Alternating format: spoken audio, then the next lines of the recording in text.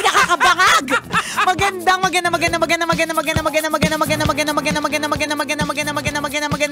tanghali. Kumikinang na ulo, Diego Bandido.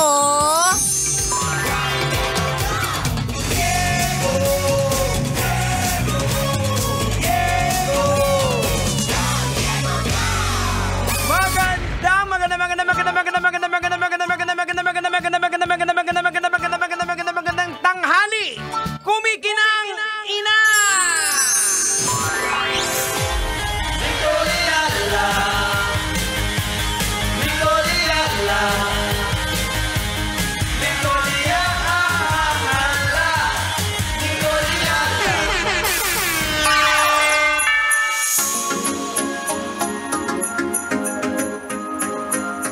Shoutout po sa lahat ng mga kabisyo nating 8 oras nakatulog. 2 oras nung Monday, 2 oras nung Tuesday, 2 oras ng Wednesday.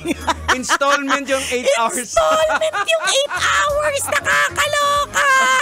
Ay nako, tis the season to be puyat mga kabisyo dahil sa kung ano-ano mga kadahilanan. Tama. Pero wag kakalimutan na kailangan pong bumawi. Correct. Alam po natin ang halos lahat sabog-sabog na. Ready na sa pag-performance sa Christmas party. Yung mga gawain, yung mga deadlines. Correct. Year-end report. Totoo yan. Strat plan. Ay, nako, totoo yan. Budget concerns. Yan. Mga request. Tapos, syempre, anin mo pa dyan, isasama po pa dyan yung, sabi mo nga kanina, yung reunion. Yun. May mga attendant kang ganito. Tapos, extra pa ang traffic. Correct. Mahirap ang parking. Alam mo, sa mga panahon ngayon, ito na yung mga moments na nakasama na sa prayers yan Lord, please, sana po may parking. Yan. Mga eksenang ganyan. Pero I always like the Christmas rush. Gustong-gusto ko yung Christmas rush na yan. Nararamdaman mo yung yung kumukutitap ng paligid. Correct. Sa kabila ng mga pinagdadaanan natin, di ba? So, yun naman ang kagandahan mga kabisyo. Kaya dito na naman po sa Love Radio, tuloy-tuloy ang Pasko talaga. Correct. Kaya medyo sabog tayo ngayong mga oras na ito. Kinakausap ko si Diego, tas may kinakausap din po ako tungkol sa Noche Buena Basket. Ayan.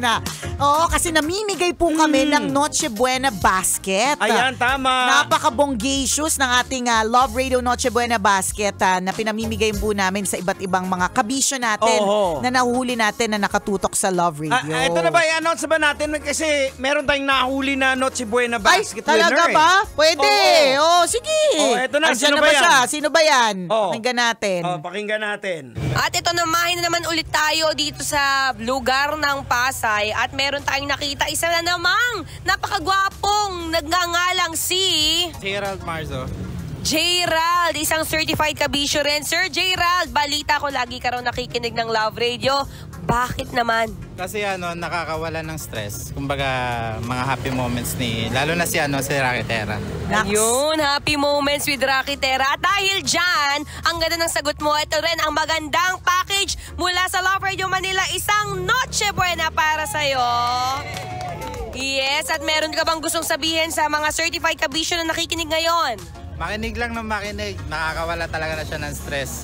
Mga love song nila, sobrang ganda. Yon, maraming salamat, sir. Muli, mula sa Love Radio Manila, maraming salamat po and Merry Christmas. Kailangan ka bang i-memorize yan? Be safe. Ayun. Yun! Ganyan, no? Oo. Yan si Maratoni naman ang nakasama nila doon sa area ng sa Pasay. area. Oo. So marami po tayong pupuntahan ng mga lugar. So mula nag-umpisa po tayo nung Monday, December 1 hanggang sa 31, patuloy po yung pamimigay ng mga Noche Buena baskets. Sa katunayan, si Kim Chino mag-iikot-ikot din mamaya. Yes! So antabayanan nyo po kung saan. Huwag niyong gawing Noche Buena si Kim Chino. Kahit masarap papakin. Ay nako, nakakaloka talaga. Pero gustong-gusto natin yan kapag Christmas, may mga extra lagi. Extra giving din yung mga tao na parang panahon talaga siya ng pagbibigay, panahon talaga siya ng pag-share. Tama. Diba? Pero kung halimbawa, hindi kayo na-sharean ng usual na nag-share sa inyo, wag po kayong magalit at wag po kayong magtampo kasi hindi naman po sa lahat ng oras talaga namang sagana. Yun ang katotohanan. Kasi meron ako nabasa na nagtanong sa atin sabi niya, Dear Nicole and Diego, nakakasama ng loob kasi last year, yung boss po namin, meron pong binigay na Noche Buena package. This year po, wala nga. Ay... Gets naman natin na parang halimbawa yearly, inaasahan mo talaga yan. Kaya lang, may mga iba-iba talagang mga kadahilanan kung bakit nangyayari ang mga bagay-bagay. Hindi mo alam, malulugi na pala yung kumpanya ninyo. Buti nga may trabaho pa kayo Yan. Diba? Siguro, nag-weigh in yung boss. Ano ba? Ipupush ba yung Noche Buena or ipupush na may trabaho pa rin sila? Yung ganon, may mga moments po talaga na ganyan. At hindi lang ikaw nakakaranas, may mga time din dito, kahit dito sa amin. Totoo. Lalo halimbawa, nagdesisyon yung mga boss dahil may sakuna na nangyari. Yan. O pwede bang... wag muna mag-party. At maraming ganun natin. Correct, maraming ganun. Madaming mga kumpanya feeling ko ang naging ganun Meron akong hinostan recently na initially ang event ay talagang pang maramihan, pang 1,000 people. Tapos dahil nagkaroon ng iba't ibang mga sakuna, inisip nila na itulong na lang natin. So sa halip na for 1,000 people, for 500 people na lang siya, tas the rest online. So yung itinipid, itinulong. Ayan, so may mga ganun Yun naman ang spirit ng Christmas So malay mo, wag nang sumama yung loob mo. Talagang sadyang may mga dahilan lang talaga kung bakit. Pero I guess pwede ka namang magtanong. Hindi naman din masama magtanong sa finance department, HR, o kung kanino man dapat itanong yan kung ano pong nangyari, bakit this year wala. Malay mo, mahaba pa naman ng December. Malay mo, cash pala. Correct, bibiglayin na kayo. Bibiglayin kayo, cash pa lang ibibigay, hindi na yung mga basket kasi yung basket mabigat pa. May logistics pang kailangan. Tama. Kapag cash, pwede nyong i-spend kung ano man ang gusto nyo. Kasi yun naman ang katotohanan minsan, 'di ba? Kapag nakakatanggap tayo ng mga basket na ganyan, hindi po talaga lahat ng nasa loob ng basket, aminin mo na, brand mo o produktong ginagamit mo. O kung perang ibibigay sa'yo, di syempre, kung ano yung kailangan mo, yun na. Ayan, tingnan mo ngayon yung GCash mo. Malay mo. Ngayon, kung wala, ganun talaga, hindi kami maghuhula. Ang sabi naman namin, walang assurance, di ba? Ang sabi namin, malay mo. Ang sabi lang namin, tingnan mo, yun lang. Ay, nakakaloka. Sabog-sabog na talaga yung mga utaw ngayon, no? Dahil nga talagang season na siya mararamdaman mo. Pero ito yung kagandahan dito sa atin sa Pilipinas, sa Pinoy, sa kabila ng mga problema na pinagdaanan natin. Imagine mo, kailan lang tayo dumaan sa yung lindol na nagpapanik tayo, nagkaroon tayo ng anxiety pag pumunta ka ng mall na baka paano Actually, nakalimutan na nga natin. Correct. Supposedly, di ba, may meeting pa para yung mga safety meron. Wala na po, hindi na po nasundan. Hindi ko na alam kung nasa yung mga helmet. May helmet na ba? Dati nag-worry pa si Nicole ng yung bag yung go bag. Yung go bag niya. Ngayon, pag nagkaroon na ng I rebuke in the name of Jesus, pag ngayon nangyari yung the big one, wala tayong go bag lahat. or yung mga meron ng go bag kasi nauso, di ba? Uso-uso lang din talaga yan Nag-flex ng go bag. Nag-flex ng go bag. Ang tanong, ginamit nyo na po ba sa ibang bagay? Dinadala nyo ba? Dinadala nyo ba? Or nasa na ba? Kasi diba, on the go siya, bit-bit mo palagi. Kaya nga, diba? Nakalimutan na rin. Tapos yung mga pagbaha, di ba? Pero yung spirit ng Christmas buhay na buhay pa rin din dahil sa siksikan sa mall ngayon, sa kalsada, traffic. Totoo.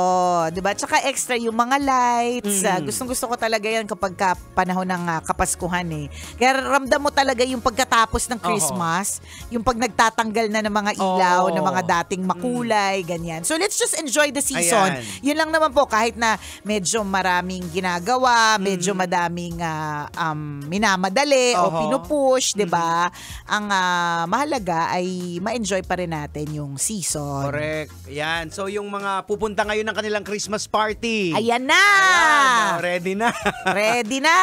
Ang paalala po ng natambalan ng kumikinang na yung alak ninyo dapat alam nyo kung paano i-handle. Correct! Dapat alam nyo na pagka nakatatlo na ako ng tequila shot, nagtatanggal na ako ng saplot. So hindi ka hindi mo dapat paabutin sa tatlo. Ayan. Oo, dalawa lang. Hanggang dalawa lang. O kaya, sige, 1.5. Yeah. Ganon. Yung mga ganyang klase mga eksena. At huwag sasamaan loob. Ito, lagi ko ito nakikita. Pero normal. It's actually very normal. Kapag halimbawa, yung nag-host ako ng mga Christmas party, tas raffle. Tas syempre, lahat nagsistay. Ang ginagawa talaga ng event organizer at ng heads ng company, yung pinaka-major prize, dun sa dulong-dulo. Para hindi ka talaga aalis. Oo, para hindi ka uwi. Correct, para hindi talaga uwi. Kasi malay mo nga naman, ikaw manalo ng TV, refrigerator, yung cash na limpak-limpak, di ba? Kotse. Correct. May hinustan ako, kotse yung binigay. Wow, Jegs. sana all. Oo. Kotse. Tapos alam mo yun, magugulat ka eh. Ang minor prize nila, 25K. 25K minor ha. So, ibig sabihin, paangat. Wow. Tapos iba pa, alam nila na kapag yung boss nila nalalasing, nagdadagdag. May ganon. So, sinasabi ko, kung halimbawa hindi napunta siya sa'yo, na umabot ka hanggang dulo-dulo ng programa, tapos hindi napunta sa'yo, natural lang yun. Lahat naman tayo umaasa. Gusto naman talaga natin, di ba? Pero, wag para magalit, wag para mainis, mayamot, di ba? Kung magalit, mainis, mayamot, siguro mga sandali lang. Wag na para maghimutok ka pa. Correct. Maging dahilan kung bakit masungit ka sa pamilya mo pag uwi, di ba? I-enjoy mo na lang. Kagaya sa akin, meron isang Christmas party tayo. Yung parang medyo, pa ako nun, umiinom pa nung sobra. Parang lasing-lasing na kami doon sa likod. Ang pandinig ko, nanalo ako ng hair dryer. Sabi ko, tawa hair dryer. Tapos nung pag-claim ako, nagulat ko lang. Air fryer? Hindi. Parang washing machine na may dryer pala. So, talaga ito yung napanalunan ko. Diba? Akala ko kasi hair dryer. Pero tinawa mo na lang yung buong akala mo hair dryer na parang anong idadry ko? Correct. Nasaan yung hair na idadry sa kumikinang na ulo ni Diego Bandido? Parang napanalunan ko rin din nung ng birthday ni Prince. Hairspray. Pero 'di ba? Yan yung magandang yan yung magandang reaction Yung sa halip na mainis at magalit, 'di ba? Pasalamat ka na lang. Anyways, kung di mo ito magagamit, edi ipamigay mo na lang. May iba pang makikinabang. Ako ramdam ko talaga yung sama ng loob ng lahat niyan Kasi kapag halimbawa nag-host ako, tas sasabihin ko na, di syempre isa lang ang winner, let's say, ng grand prize. Alam mo yung kitang-kita mo talaga, lagi ko tong adlib Di, kunyari, Diego Bandido, nanalo ka ng 80-inch TV. Ganyan. Tapos mararamdaman mo talaga, walang pumapalakpak. Sabihin ko talaga, bakit po kayo galit? Hindi, halatang-halata naman pong hindi kayo masaya para dun sa nanalo. Diba? Pero totoo, hindi naman talaga tayo masaya para dun sa nanalo. Meron pa yan, siya na naman. Donate, wave. Pero di ba may mga tao talaga na bless pagdating sa mga ganyan, yung mga raffle. Laging swerte. Gaya na parang, dito, sino ba? Na naman. Laging siya nakakakuha ng TV. Diba? May mga ganun talaga tao. Meron talaga. At maiisip mo talaga nakakasama ng loob. Pero syempre, wala naman pong dayaan na naganap. Correct. Bunutan po yan Tama. Ganun talaga. It's meant for that person. Correct. Yun lang siya. So, grasya niya yun. Ayan. Blessing na yun. So, para sa kanya yun. Correct. Oo, siguro. Huwag mo namang itumba. Dala-dala niya yung TV, tapos tinumba mo yung angkas niya. Nagalit, di ba? Tapos yung mabubwisit ka pa sa mga tao, halimbawa, ay wala dito pero on duty, pero nanalo ng mga TV, tapos ikaw na nandun. Diba? Ay, nako. Basta, kanya-kanya po talaga ng eksena. At ang wish ko lang, ito, lagi ko tong wish. Para dun sa mga may Christmas presentation at ang katangi-tangi nyo pong role ay paputukin yung confetti. Sana po mapaputok nyo po.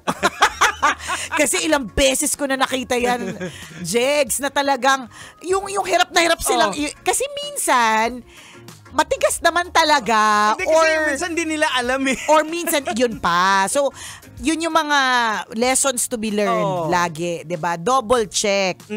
paano ba to? Baka mamaya inassign siya sa'yo, hindi mo naman siya alam gamitin. Parang binigay na ikaw dito, basta ikutin mo lang. Oo. Tapos pala counterclockwise pala yung kailangan counterclockwise yung pag-ikot tapos hindi mo ginawa. Di wow.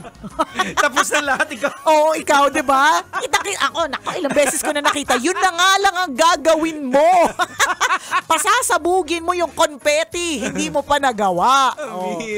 Ganyan. At dun sa mga mas malalaki pa, shout out na natin dun sa mga kabisyo nating mas malalaki pa yung nagastos nila para sa props. Tama. Kesa sa mismong papremyo. Kasi minsan, it's all about the winning It's all about the bragging rights. Tama. Kanya-kanya naman yan. Ayan, pero kung malaki rin naman talaga ang presyo, why not? Diba? Kung malaki naman talaga ang premyo, go.